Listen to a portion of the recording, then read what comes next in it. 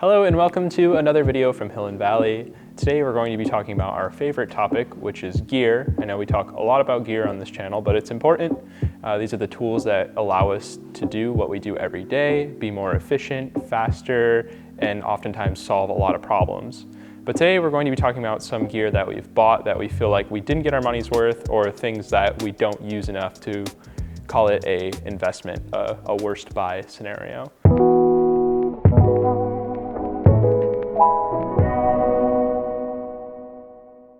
So I'm gonna go from my ones that don't bother me as much to my least favorite purchases. So starting off, we have the Sony RX0 II. This one's actually not so bad. It's just something that we haven't found many uses for.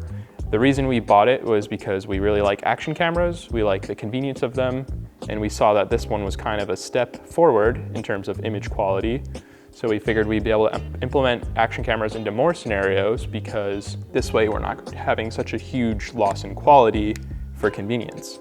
But the one thing I feel like Sony got wrong on this is that it's very inconvenient to use, where action cameras are oftentimes way more convenient and sacrifice image quality a little bit. This one is slightly better image quality, but way more of a hassle to use.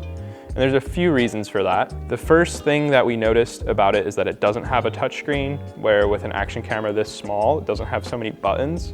So it's very hard to navigate and switch settings while you're using it, which is one of the main things you need when using an action camera, is to be able to use it on the fly and get good video in all circumstances, no matter what the conditions are.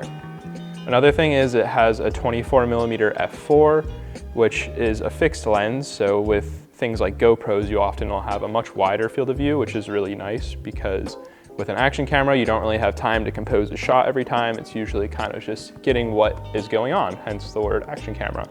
And so 24mm is wide in terms of most lenses, but for an action camera, it's actually quite narrow and doesn't have the field of view that I would anticipate for an action camera, so it makes it really difficult to capture things that are happening in front of you. It's only an f4, and it's not an adjustable aperture, so it doesn't let a lot of light in, and it requires a lot of ND if you want to stop down and keep your shutter speed the same for different frame rates. It's also limiting in types of recording options. I think it only shoots up to 4K 30, so it doesn't even do 4K 60, and it's all 8-bit footage, so it's really not a big jump in image quality. The reason we bought it is because it has a 1-inch sensor, so we figured it would shoot a lot closer to the quality of our larger sensor cameras, but given all of its other drawbacks, it really doesn't solve as many problems as it creates. This thing came out quite a few years ago, so at the time it was really kind of a revolutionary to have a camera this small with a 1-inch sensor.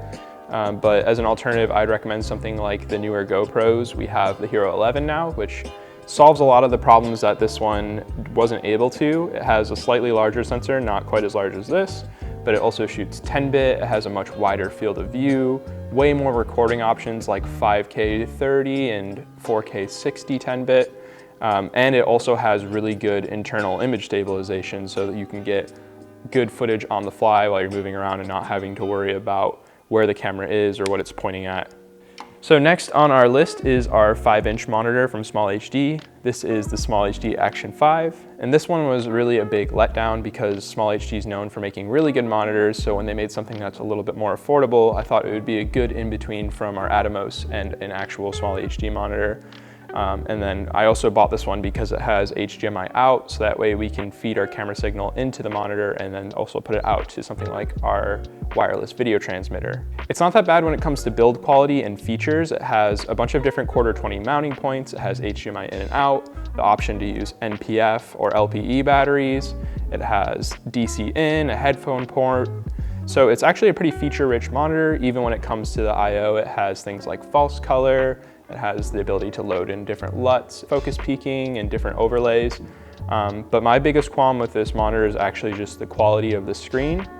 One of the reasons I bought it was because it's supposedly a very bright monitor, but one thing that you don't realize until you have the monitor in front of you is whatever it does to boost the brightness of the monitor really throws off the entire image, so it becomes pretty useless to judge an actual image. We'll still use this from time to time on the gimbal as just a way to be able to glance down and look and see that you're actually recording something or something's in the frame. But in terms of a monitor for judging what the final image is looking like, this is definitely not that. Another qualm we have with this monitor is the color. Any of the built-in LUTs that it has or any of the picture profiles we've tried to use really skews the color, and it looks completely different from what the final image is going to look like, making it relatively useless. So something I would recommend instead of the SmallHD Action 5, if you're in the market for a 5-inch monitor, would be something like our Atomos Shinobi. That thing has been tried and true. We've used it for years. Never had an issue. It's not quite as bright, but it's definitely far more accurate. The build quality is great. It has all of the I/O you'd want and overlays, and it takes an NPF battery, and it's pretty good on battery life. So the last item we have on this list is our DJI RS3 Mini. This is a small gimbal that we bought to use in conjunction with our full-size gimbal, which is the RS2. For what it's worth, this gimbal can hold pretty much no weight. It was advertised to be able to hold a A7S III with a 24-70, which I knew was going to be a stretch to begin with, given the weight and the payload. I really was hoping that this would be able to hold something a little bit more than a phone or point and shoot. But we've used our A7S III on here with the 24-70, and it can hold it, but the second you go to do any sort of movement, it pretty much gives up or becomes uncalibrated and starts rolling around. So I figured that's fine. If it can't hold the A7S III, we'll try maybe a smaller camera, maybe a smaller lens, but we've even tried using our ZVE1 with a prime lens or a smaller lens, and anytime the camera moves at all, the gimbal basically just starts to quit and can't hold that weight. So we've probably gotten the least amount of use out of this one because it really doesn't serve the purpose of a gimbal for us. So we just don't use it. So the main reason we bought this one is like a secondary gimbal to our main gimbal. We're going to use it as more for like behind the scenes, holding smaller payloads. We like that it also goes vertical, so we figured it'd be a fun way to get some vertical BTS.